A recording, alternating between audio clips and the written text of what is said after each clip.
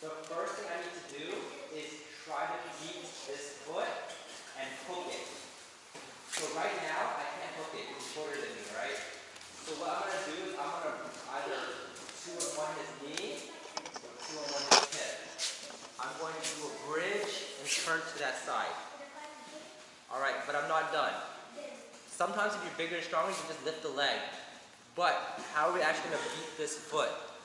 I need my knee to be underneath. You see how my knee right now is below his foot? I need to get my hip and my body turned so this knee is underneath his leg.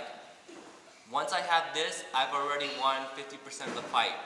The next piece of the puzzle here is to take this top leg. Once it's here, although try to put it back and pinch your knees onto my hip, it's difficult, right? But when it's up here, although pinch it, yeah, you see I get real tight? Once I have this wedge in, try to squeeze the knees. It's not easy, right, Aldo? Nope. And then once I'm here, because he can't pinch, my hips can move, I'm going to hip out. No, but we keep it tight. I'm going to hip out, and that allows me to hook it with this other leg.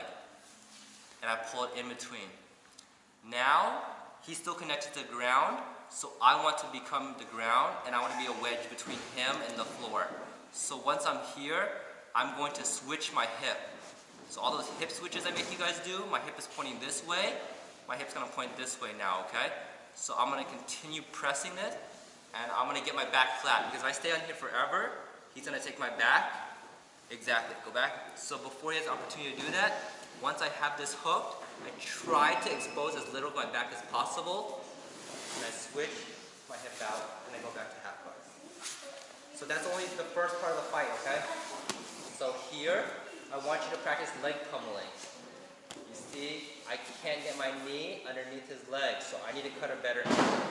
I'm going to either 2-on-1 his hip, or 2-on-1 his knee, but he's so tight I can't get the knee, so I'm going to do the hip. I'm going to plant this leg. I don't plant both legs, because if I bump, it's too far of a travel. So I'm going to keep this leg flat the whole time, because I want to put the wedge in as soon as possible. I'm going to hip bump and turn to my side. Once I get my knee as close to his leg as possible, I'm going to do a small hip out and get the wedge in. He's going to keep trying to keep it tight. I'm not going to let him because I know I lose the fight here. Once I'm here, I'm going to take this leg and hook it over, and then I'm going to switch my hip. And I'm safe again, okay? So let's practice the leg pummeling part, and then I'll talk about how to address the upper body, okay? Alright, go ahead. Okay, so let's say sometimes we messed up and he gets kind of high, right? Alright, I cannot leg pummel when he's up high. It is physically impossible to get my knee underneath the shin if he's up high. So what can I do? It's not high percentage.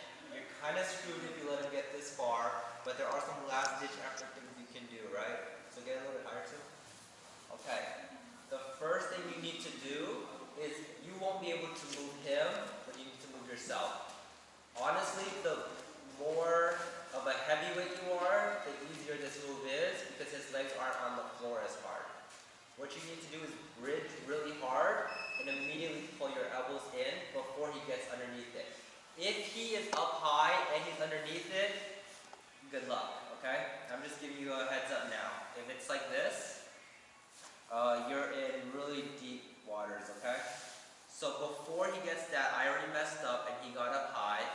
I'm going to bridge with not the intention of moving him, but the intention of scooting back. So I'm going to bridge, and he's going to stay where he's at because he's posting, right?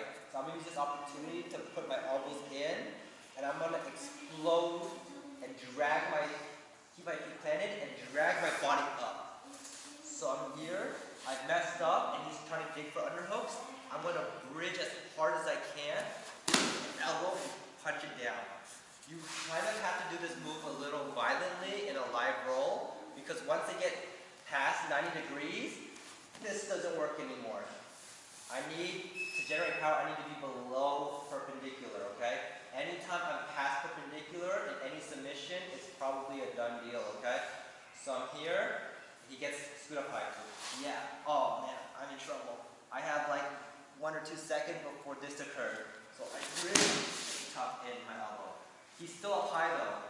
So if he keeps pinch, I need to, once I get my elbows in, I don't stop here. I frame, I scoot, and I try to beat the knee line again. Okay? I get inside position. Alright. So one more thing, the person on top, when he do the hip bump, please put your hand down. yes, his back. don't use that. Okay? Don't keep like holding one and land on your face. Okay. And you'll also notice when like good people are on top of you, they always do something called active posting.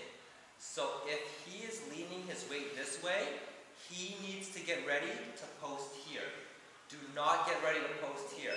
If I bump 2 right now and he's on this side, where is his body going to move? In the direction of his head. His head's here, he needs to get ready to put his hand over here. So that he can come back. So if you're not aware of where you're about to get face planted, make sure it's where your weight is. You're going to get your hands ready, right? When you roll with me, you always see me tapping on the sides. It's because I'm very light, and if you bump me hard enough, I'm going to really hurt myself. So I'm always ready to catch myself. His head's over here, he's going to get ready to catch himself over here. Because even if I bump in this direction, look where he ends up going.